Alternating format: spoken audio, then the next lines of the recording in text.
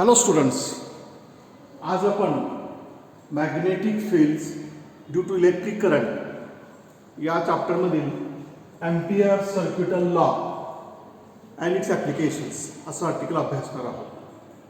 पहिल्यांदा आपण ampere सर्क्युटल लॉचं statement काय आहे ते बघूयात, त्याचं थोडक्यात एक्सप्लेनेशन पाहूयात आणि मग त्याचे ॲप्लिकेशन्स, त्याचं सहाय्यानं आपल्याला वेगवेगळे फॉर्म्युले तयार करायचे आहेत. पहिल्यांदा त्याचं स्टेटमेंट बघा. In free space, the line integral of magnetic induction around a closed path in a magnetic field is equal to mu 0 times the net steady current enclosed by the path. Student, me statement परत एकदा repeat करतोय. In free space the line integral of magnetic induction around a closed path in a magnetic field is equal to mu 0 times the net steady current enclosed by the path. आपण समजण्यासाठी या डायग्रामचा आधार घेऊया, मग याचं explanation आपल्या लक्षात येईल. इथं तुम्हाला हे सर्कल काढून डॉट ठेवलंय, सर्कल काढून क्रॉस चिन्ह केलंय, दिसत आहे. याला नावं दिली बघा, करंट I1, I2, I3 आणि I4. आता आपण ही जी फिगर पाहतो ते I1 हा करंट ज्या कंडक्टरमधून आहे तो कंडक्टर असा आहे, पाहिजे फिगरला असा परपेंडिक्युलर आहे. आणि मग तुम्ही समोरून पाहताय हा टॉप व्ह्यू, तुम्हाला तो कंडक्टर दिसतोय असं दाखवलाय. मग काही ठिकाणी डॉट दाखवलाय, काही ठिकाणी क्रॉस. असं का? मग करंटची दिशा यात दाखवलेली आहे.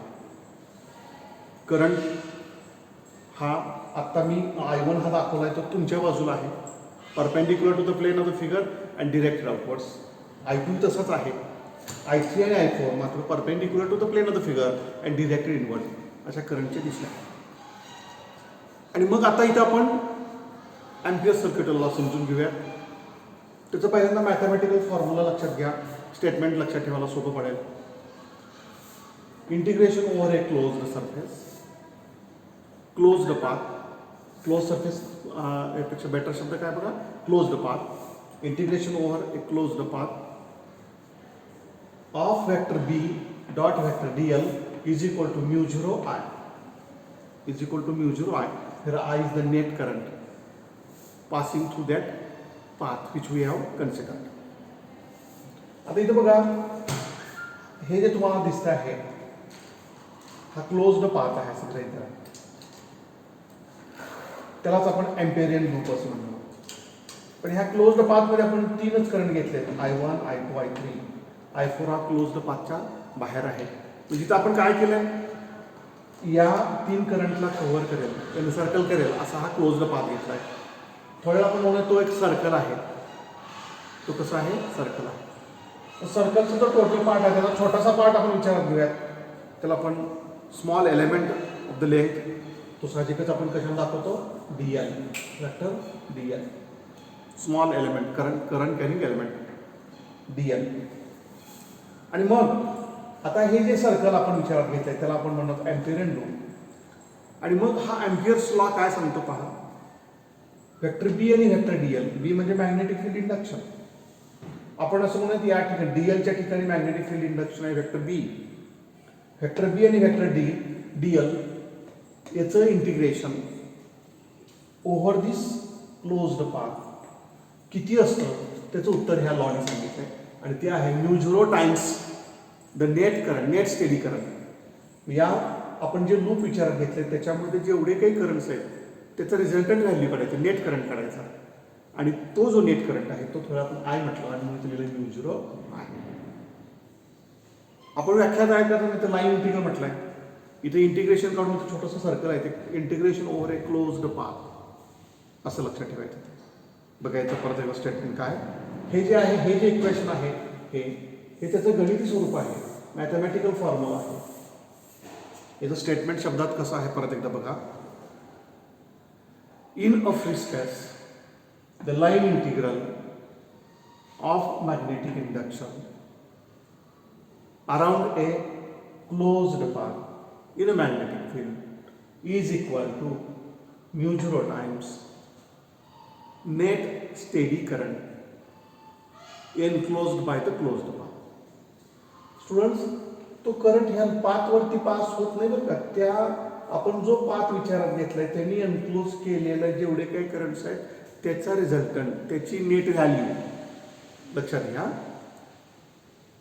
दिस I is not the current flowing over this closed path. Remember this thing. तर तुम्ही मला ह्या डिरेक्शन कसे दाखवले, तर ही डिरेक्शन कशाची आहे, हा एरो काय दाखवतो आहे, it indicates the direction of integration.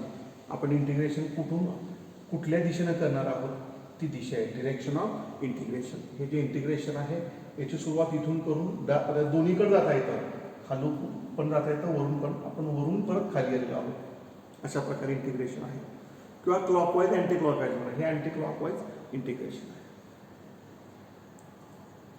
हा जो बॉक्स आहे तो एम्पियर सर्किटल लॉचं गणिती स्वरूप आहे, मॅथमॅटिकल फॉर्म्युला आहे.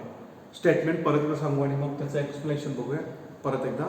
In free space line integral of magnetic field around a closed path in a magnetic field is equal to mu 0 times net steady current enclosed by that closed path. हा शब्द लक्षात ठेवा असतो. Net steady current enclosed by that closed path. त्या closed पाथनी enclose केलेला steady current. आणि मग त्याचं गणित स्वरूप आहे integration over closed path of vector B dot vector D L is equal to mu 0 आहे. हा डी एल म्हणजे स्मॉल करंट एलिमेंट. आता ही डायग्राम तुमच्या लक्षात आली. आता काही करंट बघा आउटवर्ड आहे, काही इनवर्ड आहे as compared to the plane of the figure.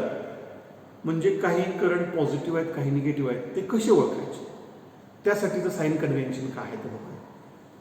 आपला उजव्या हाताचा पहा, हे बोटं आणि अंगठा एकमेकाला परपेंडिक्युलर ठेवायचे. आणि मग ही जी बोटं आहेत इंटिग्रेशन ज्या दिशेने करणार आहोत त्या दिशेनं घ्यायची. त्यास अंगठा ज्या दिशेनं आहे त्या दिशेनं असणारा करंट पॉझिटिव्ह आहे. बघा हाताची ही जी बोटं आहेत ते मी कुठं घेतलेले, along the direction of integration. त्यास अंगठा काय दाखवतोय, अंगठ्याच्या दिशेनं असणारा करंट पॉझिटिव्ह आणि त्याला अपोजिट असणारा करंट निगेटिव्ह. आता आपण इंटिग्रेशन या दिशेने घेतले म्हणजे मी असा हात धरलेला आहे. हॉरिझॉन्टल असेल तर मी असा हात धरला असता. तुम्हाला कळण्यासाठी मी असा हात धरतोय का, म्हणजे I1 I2 डिरेक्टेड आउटवर्ड हे दोन्ही करंट पॉझिटिव्ह आहेत, तर I3 आणि I4 डिरेक्ट इनवर्ड करंट हे निगेटिव्ह आले. या सिच्युएशनला आपण कोणत्या दिशेने इंटिग्रेशन करतोय त्यानुसार त्याचं पॉझिटिव्ह की निगेटिव्ह नेचर अवलंबून आहे. या सिच्युएशनमध्ये I1 I2 पॉझिटिव्ह आहे, I3 निगेटिव्ह, I4 निगेटिव्ह आहे. मग मला ह्या क्लोज्ड पाथनी कव्हर केलेला एनक्लोज केलेला नेट करंट करायचा. I4 हा करंट क्लोज पाथच्या बाहेर आहे, त्याचा इफेक्ट इथे येणार नाही, त्याचा विचारच करायचा नाही. कारण का तर तो क्लोज पाथच्या बाहेर आहे. आपल्याला current enclosed by the closed path, त्यांनी एनक्लोज केलेले पाहिजे. इथं तीनच करंट आहे.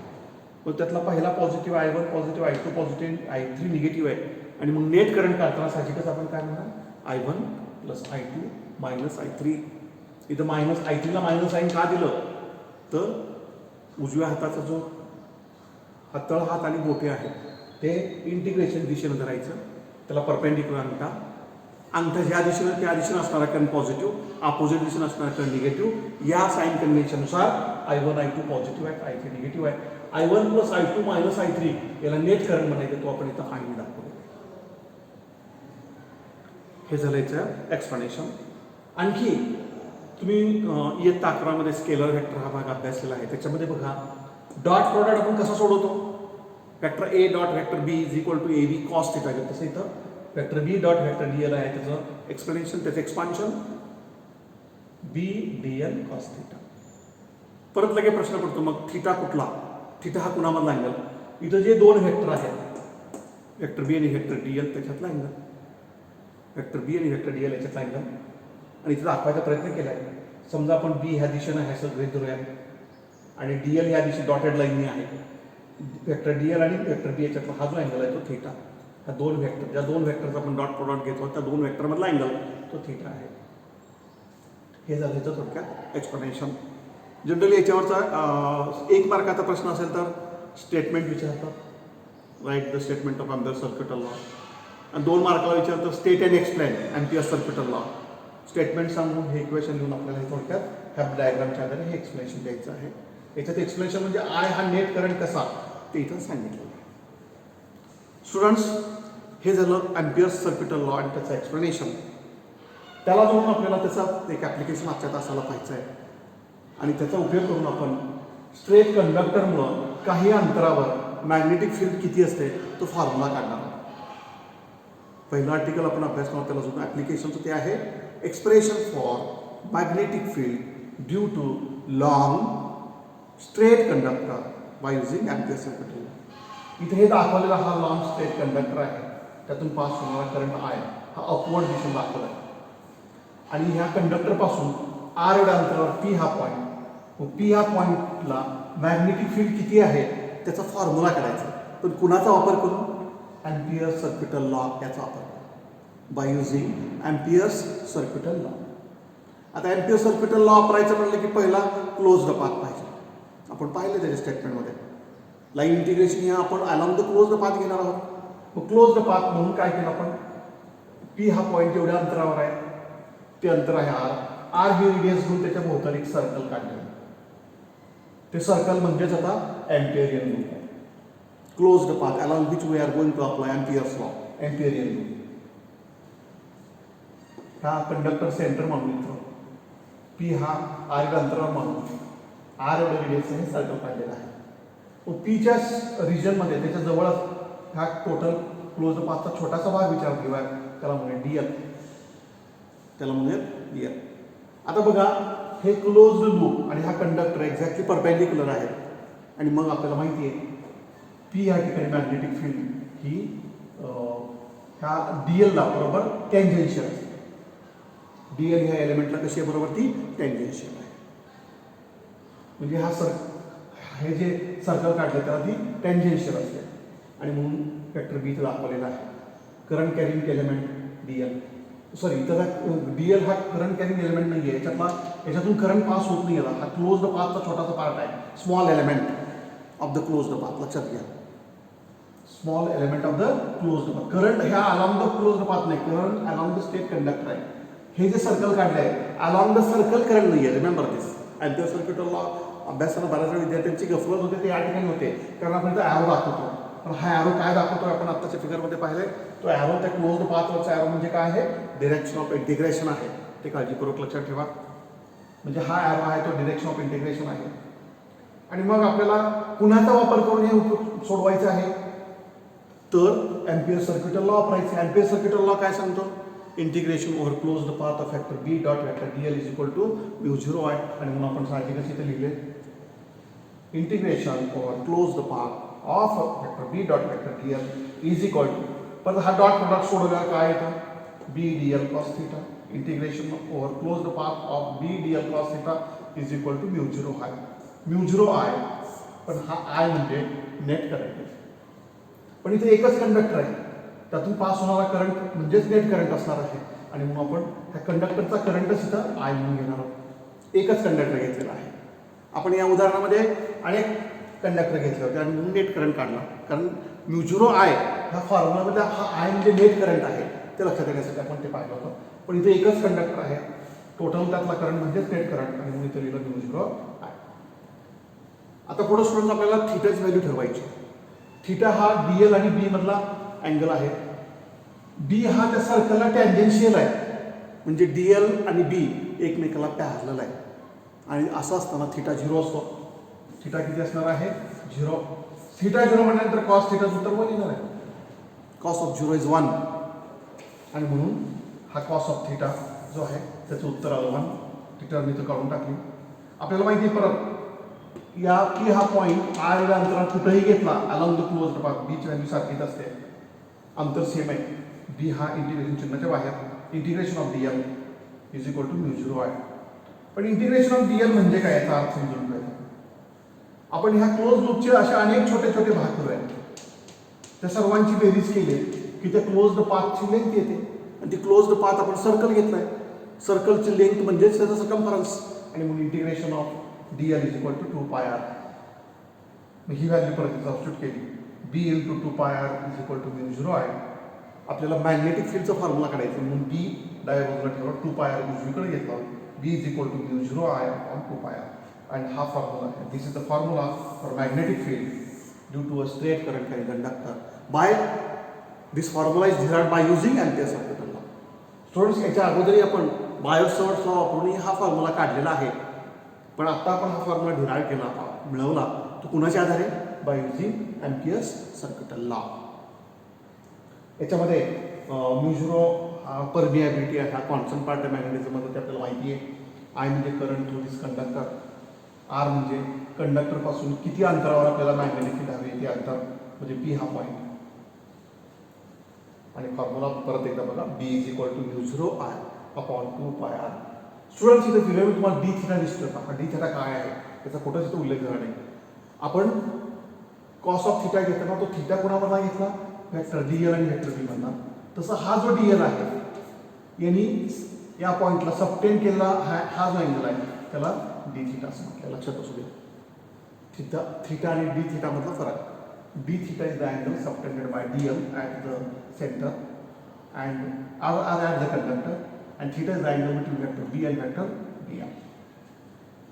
स्टुडंट्स, अशा रीतीनं आपण आत्ताच्या तासाला अँपियर सर्किट लॉचं स्टेटमेंट पाहिलं, त्याचं एक्सप्लेनेशन पाहिलं आणि त्याचा उपयोग करून, त्याचं एक ॲप्लिकेशन, त्याचा उपयोग करून स्ट्रेट कंडक्टरमधून करंट पास होताना त्याच्या जवळच्या एखाद्या पॉईंटला आर या अंतरावरच्या पॉईंटला मॅग्नेटिक फील्ड किती असेल तो फॉर्म्युला आपण डिराइव्ह केला. तो फॉर्म्युला आहे B is equal to mu zero I upon 2πr.